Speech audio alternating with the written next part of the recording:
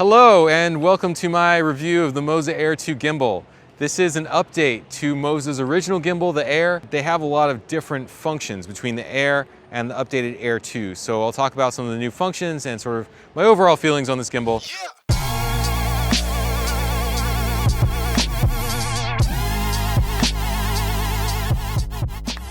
First of all, first thing you're going to notice, of course, it looks different. This is a much bigger gimbal than the original Air. It also bears a striking resemblance to another gimbal currently popular on the market, the Ronin S, and that's no coincidence, I'm sure. They may look the same on the outside, but underneath they actually have a lot of different functions. It's not the same gimbal.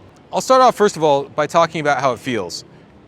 In one hand, with the Sony A7R III and a 16-35mm lens, it feels heavy but not unbearable. Now, of course, my response to this is purely based on my own physical strength, right? So if you're going to the gym every day and you're super strong, maybe you'll think it feels light and you can carry it all day. But for my purposes, and especially for the kinds of shots that I like to get, this weight is almost too much.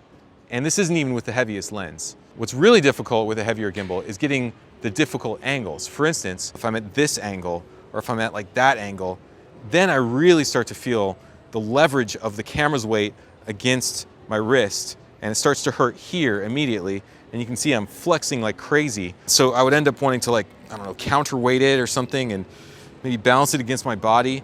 Some people would maybe suggest that I use the dual handle grip for that, but then I don't, you know, you have to carry extra handles with me, and that makes it even heavier in the backpack. The bottom line is weight, you know.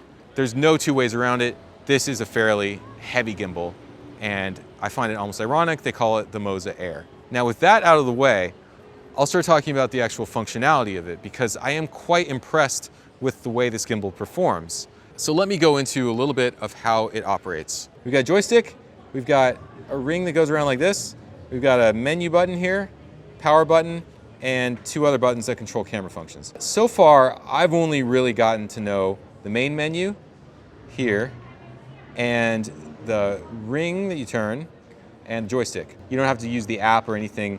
You just make your changes all here on the gimbal, but it's also complicated, so it can take you several clicks to make a change. The dial here, if you're not using the menu, you just turn this dial, what this does is it changes the speed of the follow for all axes at once. If you anticipate shooting a scene where you're going to be moving fast and you want the gimbal to react quickly, all you got to do is spin this up and you're basically turbocharging the gimbal. So that's really cool. And then if you want to slow it down a bunch so that you can do slow movements that are really smooth, you just turn the dial that way. So you turn to the right and you go fast, you turn to the left, you go slow. So with the joystick, if you press once, it enables the pan follow, like that. If you press once again, it disables the pan follow. If you press twice, it's the same with the roll, enables the roll follow. If you press this twice again, disables the roll, and so on for tilt, etc. The thing that's not intuitively clear at first, when you first pick up the gimbal, is that this replaces changing the overall mode. In other words, you don't click once for pan follow, click twice for pan tilt follow, click 3 times for pan tilt roll follow. You click once to enable the pan, once to disable the pan, independent of the other axes. So in other words, if you want to go from following pan to following pan tilt and roll, you've got to click once to enable the pan, twice to enable the roll, and 3 times to enable the tilt. All those things all at once to get it to follow those 3 axes. And then to disable them, you can disable each individually. You know, click once to disable the pan, and now you're following tilt and roll. Click twice to disable the roll, now you're following tilt only. So once you get over that in your head, it actually makes a lot of sense. It does take a little bit more time to change modes, but it also gives you a lot more options with the modes. So it's a trade-off. I'll say this about the joystick, it feels really good. It feels like I can easily do minute adjustments to the speed. And then on the back side of the gimbal, we have this trigger. You hold down the trigger, it locks everything. It doesn't respond to any of your movement, like that. You press the trigger twice, and it reloads it to this default position. You press it 3 times, and it flips it around for selfie mode. The thing I like about this trigger is if I want to switch to using the joystick, instead of having it follow me, I hold down the trigger, and then with my thumb, I operate the joystick, which is very practical for me. Sometimes I will prefer to use a joystick, sometimes I'll prefer to use the follow modes. and I don't want one to interfere with the other. And then we have this wheel on the side. This is supposed to be for the follow focus, which I'm not going to demonstrate at the moment. It also supposedly can control the roll function of the gimbal, so if you turn it, the camera's supposed to roll. But I haven't gotten that to work. I won't fault Moza with that, but so far I haven't been able to use it for the roll function. So now I'm here with Ilsa, who is kind enough to let me demonstrate some moves with her as the subject. So we've got the tilt and the pan enabled. What I really like here is that I can adjust the responsiveness of the pan and tilt to how fast I want it to move. So for instance, if she's standing there and I just want to do a really smooth, slow movement around here, I slow down the follow speed to 4. We've got it down to 4 right there. Let's see how it looks. You notice there's no sudden jerks in the movement of the gimbal. It's super smooth because it's only going at a speed of 4. So no matter what movement I do, it will not suddenly jerk to the side or anything. It may go a little slower than I want if I suddenly decide I want to do a fast movement, but generally speaking, it's really practical because I'm guaranteed smooth response.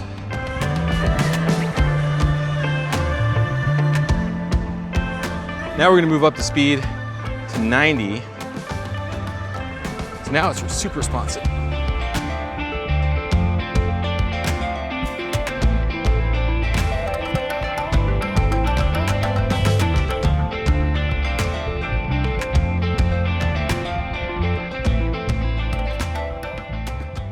Of course, I may not always want this kind of a super quick, jerky movement, but it's nice to be able to switch if I decide I want a much different look.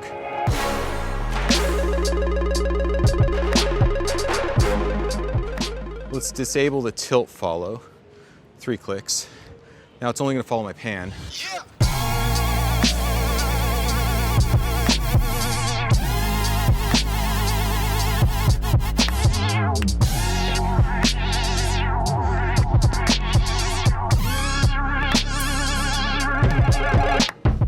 So you're probably going to keep the speed somewhere in the middle, and then you just get a nice flowing response.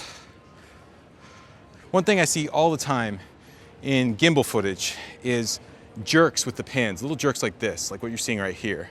And that's the result of the gimbal responding a little bit too quickly to your gestures. The great thing about the Moza Air, too, is by spinning this wheel, you can set it to exactly the speed of response that you need for the particular shot you're doing without opening up an app or without going through any complicated menu or anything. It's all right here on the wheel. You decide, okay, this needs to be at speed 9. Great. That makes the shot flow perfectly. And then next, I need it to be speed 60. So it responds to that too.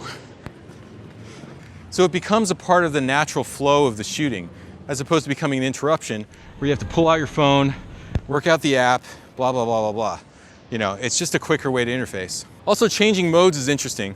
If I decide that I only want it to follow the roll and nothing else, then I click once, pan is now disabled, tilt is already disabled, I click twice, and I enable just the roll.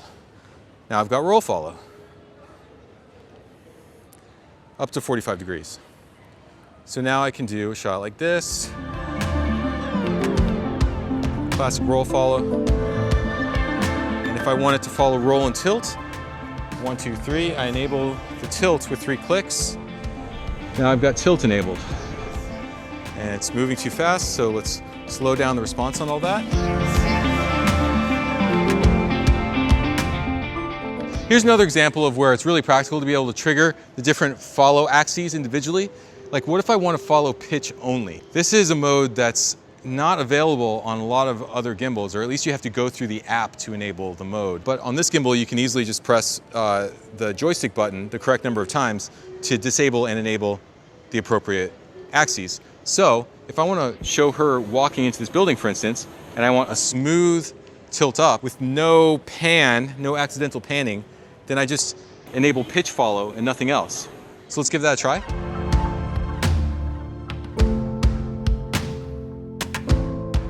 That said, it does get a little bit confusing trying to remember how many times I need to press the joystick to enable and disable the correct axes to go to the mode I want. I could do this visually through the menu, but I feel that takes more time than just pressing the joystick. So what about overall stability? Well, I've got my steady shot turned off now. I've got my camera in APS-C mode and zoomed in 35 millimeters. So effectively, what I'm gonna be walking around with is an unstabilized 50 millimeter full frame lens. That's what effectively is going on here.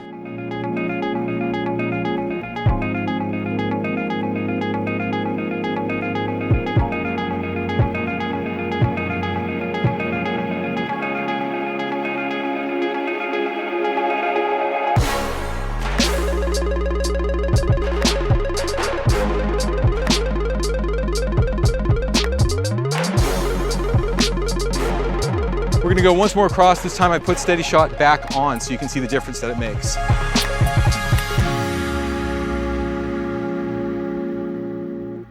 For a camera this size, for a lens this size, this gimbal is definitely gonna be plenty steady for the normal kind of wide angle lens, slow moving shot that you might do all the time at weddings or something. You got nothing to worry about there.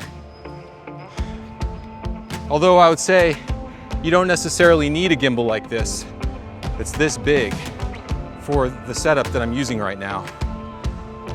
If you're using a bigger setup, or if you have some of the G Master lenses, you might want this gimbal because it will allow you to use everything from your lightest to your heaviest lens. But as you can see, I'm starting to sweat after using this for 20 minutes, and that's all down to the weight of the gimbal and the kinds of shots that I'm doing. Every ounce matters in the weight. That said, I really do like the visual display that I have at my disposal here. And the fact that I can change everything from the calibration to whether or not I want to be able to manually position the lens to inception mode, as we all know is the rolling mode. So I just switched lenses. I've now got the 24-105 on there, and I'm gonna go to my menu, go to motor settings, go to power and auto tune. So I'm auto tuning it right now. See those shakes? That's the gimbal figuring out what power to use for each axis. And we're set. So you don't have to manually choose what power level goes with your weight of camera or anything. It all happens automatically here. This has become a pretty standard feature on gimbals over the last couple years. So I'm not gonna say that it really sets this one apart from the competition, but it is a nice feature to have. And it's nice to be able to access it through the menu. That way you don't forget what exact button you need to press, or you don't have to open up the app on your phone in order to do the calibration. I've got a 24-105 zoom lens balanced for the wide end of the zoom, but I'm going to extend it all the way to 105, the long end of the zoom. Now this gimbal is completely out of balance. I'll show you what I mean. Oh, whoa, see? Completely out of balance. But the motors are so strong that when I turn it back on, it functions just fine. Let's see if it's steady.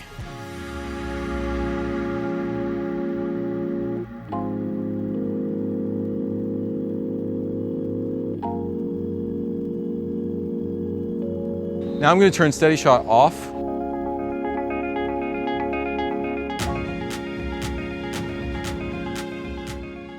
I definitely saw some bounce that time. That could have easily been a function of the gimbal being completely imbalanced. So let me give the Moza Air a shot here and fix the balance a bit, and we'll try it one more time.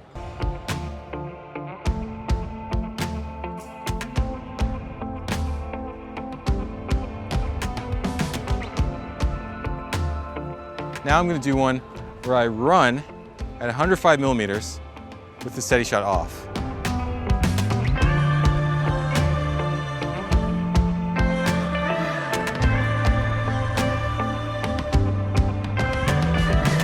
With any of my previous gimbals, that move would have been unwashably shaky. With this gimbal, there are two ways to go into inverted mode. You can just have it locked, so I hold down the trigger to lock everything, and then you just lower it. So you can go to inverted mode like that. But as you notice, the motor of the gimbal gets dangerously close to the lens if you do it this way. And if your lens is really long, it can actually hit the motor if you're running or something. Mode B, you do it the old-fashioned way, spin it around like that. It doesn't really like that too much. I think you really should power it off and then power it back on. Yeah, and then it accepts the inverted mode. And then you can run around like you would with any other gimbal, inverted like this. The good thing about these 45-degree gimbals with the inverted mode is that it can be really easy and smooth to go from low to high, like I'm doing here. Low, to high. That was much easier than it would have been with a gimbal that doesn't have the 45-degree slant. You can easily see the screen when it's upright because the motor arm is down here. And when you're inverted, as long as you flip your screen up like that, you can still see the screen pretty well. That's an overview of the basic functions of this gimbal. I didn't go into the eye focus and the follow focus capabilities at all this time. I may go into it in another review, but in my practical experience, using a follow focus while running around with the gimbal is half the time not worth the effort because it takes a while to set up the focus, it adds extra weight to your gimbal, and it's really difficult to make precise focus maneuvers while you're also trying to frame your subject as you walk around. In general, it's a great gimbal to get as long as you can handle the weight. Everything other than the weight is fantastic on this gimbal, and it has much higher build quality than previous Moza gimbals and previous gimbals by other manufacturers. So you can be assured that this isn't going to just fall apart on you as you're traveling. You know, it's a very hardy gimbal. So those are the reasons I would recommend it. And again, the only con against this gimbal is the fact that you might need to hit the gym for a couple years, take some steroids, and do occasional testosterone injections just to be able to keep up with the weight if you're doing intense shoots and long days. So bear that in mind. This has been my Moza Air 2 review. I'll see you next time. Atiba, you were filming me for my review, and you go to the gym on occasion? Yeah, sometimes. Okay. I can bench maybe 80 to 100 kilos. 80 to 100 kilos bench. So I want to get your impression of how this feels. It feels heavy.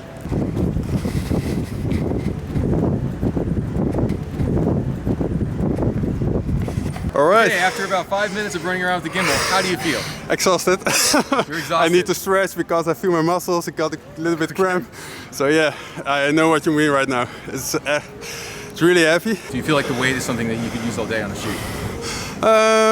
Yeah, definitely, but it will slow my process because I need to rest sometimes. It's good to know that I'm not the only one who finds this, and the Ronin S, because they're very similar body styles, finds both of these gimbals to be a little heavier than we prefer. I feel like I can trust it to keep my shot stable, and it has all these customization options that are very readily accessible for switching the different modes. All right, thanks very much. I'll see you next time.